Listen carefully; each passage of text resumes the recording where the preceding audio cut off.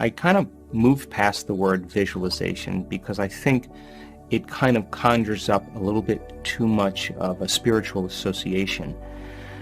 The word that's used in science is called mental rehearsal. In mental rehearsal, there's two types of mental rehearsal. There's what's called internal mental imaging, which means you're in the scene as the first person experiencing it. And then there's called external mental imaging, which is you're observing yourself in the scene. Turns out that when you are actually in the first person and not the third person, that action of rehearsing what you're doing produces the strong biological change. Now let's talk about this. You can take a group of people that have never played the piano before, and you can do a functional brain scan on them, and then you can teach them one-handed scales and chords, and they'll practice those chords 2 hours a day for 5 days. At the end of 5 days, they grow a whole new set of circuits on the opposite side of the brain. Well, that makes sense. You learn something new. Learning is making new synaptic connections. You get your body involved with some instruction. When you get your body involved, you're going to have a new experience. Experience enriches the brain. You pay attention to what you're doing. You got to pay attention.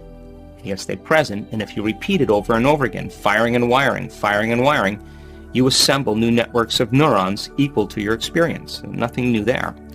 But you can take a group of people and you can have them close their eyes, do a brain scan on them before the experiment, 5 days later do a brain scan after. And for 2 hours a day, they mentally rehearse playing those scales and chords. At the end of 5 days, they grow the same amount of circuits in their brain as the people actually physically doing the exercise. So what's the relevance? Number one, when you're truly focused and you're truly paying attention, your brain does not know the difference between what's going on out there and what's going on in here. So the thought becomes the experience, and the brain looks like it's been playing the piano for the last 5 days, but they never lifted a finger.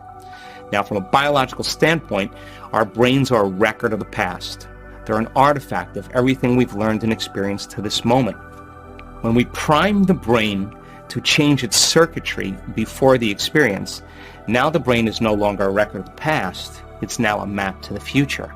And so as we warm up those brain circuits, it's more easy for us to slip into a supernatural behavior.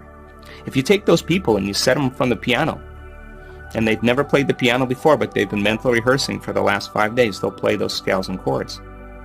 Like magic, they just learned how to do it just by changing their internal state. Take a group of men.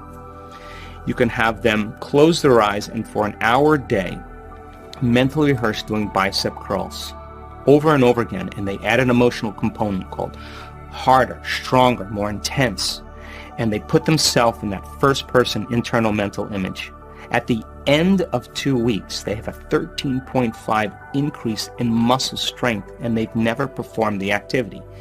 Not only is the brain changed to look like the experience has already occurred, now the body has changed by thought alone. The body looks like it's been working out for the last 2 weeks. So then, the power of mental rehearsal, of imaging, primes the brain and body to look like the future has already occurred.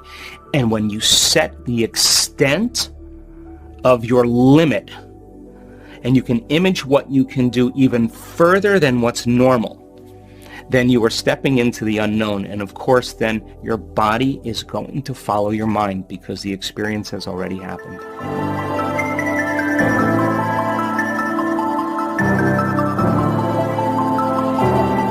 You know, the challenge behind all of this is that people have to understand that there is a journey that they have to take. In other words, 95% of who we are by the time we're 35 years old is a set of memorized behaviors, emotional reactions, beliefs, perceptions, attitudes, behaviors that function like a subconscious computer program.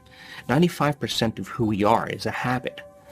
And it's programmed in the body. If you keep doing something so many times, the body knows now how to do it better than your brain. So if that's 95% of who we are, the body becomes the mind, and most of the time people are unconscious. So they're unconscious to the way they think. They're unaware of how they act, what they look like. They're not even aware of what they're feeling because it just feels like their normal self. So then to go from the old self to the new self, you got to cross a river. And so then the moment they step into that river of change, the body has been conditioned to be the mind. The body doesn't like the uncertainty. It would rather cling to its guilt. It would rather cling to its unworthiness, to its fear. So then the moment the body starts feeling uncomfortable and it's been conditioned to be the mind, it starts sending signals back to the brain. And the brain starts going, you could start tomorrow, this isn't really going to work for you, no it doesn't, it's not the truth, you're a failure, you're too much like your mother, you'll never change, this doesn't feel right. That's the body trying to unseat us, and if we respond to that thought or that voice as if it's true, that thought, that same thought leads to the same choice, leads to the same behavior, creates the same experience, produces the same emotion, and then we say, oh, this feels right. Well, no, that feels familiar. Going from the old self to the new self is the neurological, is the biological, is the chemical, the hormonal, genetic death of the old self. But we don't want to white knuckle it when we're in that unknown, we're in that void. The question is, what thoughts do you want to fire and wire in your brain? What do you want to put your attention behind? What behaviors do you want to demonstrate today in one lifetime? The act of rehearsing your behaviors begins to install the circuits in your brain, priming your brain for the future. And if you keep installing the hardware over and over again, the hardware is going to become a software program. And who knows, you may start thinking like an unlimited person. You may start feeling and behaving like a healthy person. And then, of course, can you teach your body emotionally what that future is going to feel like before it's made manifest? That means you don't wait for your healing to feel wholeness. You don't wait for your wealth to feel success. You don't wait for the mystical moment to feel awe. That's the old model of reality of cause and effect. Waiting for something outside of us to change how we feel inside of us. And when we feel better inside of us, we pay attention to whoever caused it. What if it doesn't happen? Then we spend the majority of our life in lack, waiting for it to happen. The quantum model of reality is about cause and effect. The moment we start feeling whole, our healing begins. The moment we're in awe of life, we're going to have a mystical experience. The moment we feel worthy and abundant, our wealth is coming. The moment we feel empowered, we're moving towards our success. The moment we're in love with life, in love with ourselves, our world changes. That's causing an effect. So the model then of change is becoming conscious of our unconscious self. And the word meditation literally means to become familiar with. So if 95% of who we are is hardwired and conditioned, you got to start thinking about what you've been thinking about and change it. You got to become aware of how you act and what your habits are. So familiar, so conscious of it, that you would never go unconscious again. And then you got to look at those emotions that keep you anchored to the past and decide, do these emotions belong in my future? And I think that most people try to create a new personal reality as the same personality. It doesn't work. We literally have to become someone else. So then as you cross the river and you say, what thoughts do I want to fire and wire in my brain? What behaviors do I want to demonstrate? If you keep firing and wiring those circuits over and over again, it's going to begin to become familiar to you. And if you keep cultivating elevated emotional states, just like you cultivate fear or guilt, if you keep doing that enough times, it's going to begin to become familiar to you. And over time, you change and transition. And so we use the model of meditation because the whole purpose of meditation is to get beyond the analytical mind. And what separates the conscious mind from the subconscious mind is the analytical mind. So then we have ways in different meditations to teach our students how to change their brainwaves from that high alert beta brainwave state that switches on when a person's in chronic stress, to be able to regulate and change their brainwaves, to teach them how to go from focusing on matter and objects and things to focusing on nothing, to focusing on space, to go from a narrow focus to an open focus. And when that occurs, brainwaves begin to slow down. And if they're sensing space and they're not analyzing and thinking, different compartments of the brain that were once subdivided because of the hormones of stress, because they're shifting their attention to their kids, to their wife, to their job, to their problems, to their cell phone, to their emails. Each one of those things is a neurological network in our brain. Keep doing that, the brain starts firing incoherently. When the brain's incoherent, we're incoherent. When the brain isn't working right, we're not working right. So by regulating and changing brain waves and teaching our students how to do it, in time then the brain starts to synchronize.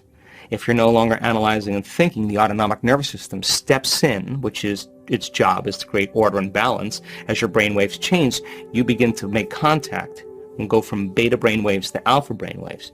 And when that occurs, all of a sudden, different compartments of the brain that were once subdivided start to synchronize. And what syncs in the brain links in the brain.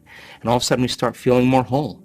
And it's the autonomic nervous system then that starts to regulate balance in the neocortex. And we start feeling more in balance. To regulate and change the brain waves, when you go from beta to alpha, you're moving right beyond the analytical mind. Now you're in the operating system where those programs exist and where true change can take place. And so our students can change their brain waves in 4 seconds, in 5 seconds, in 9 seconds, in 13 seconds. And it's not like a race to get there. It's just a skill. They just know how to do it. And so when they get into the operating system and they change those associations or those emotions or those habits into more productive ones, of course, when they present themselves to the world, there's some change in the process. So we use the model of meditation as a means to do it. And there's different meditations that we use, of course. And we like our students to do the work every day, and our students don't go, oh gosh, I got to meditate today. They've had so many instrumental effects because of it that they look forward to it, because not only does their biology change, but their life changes.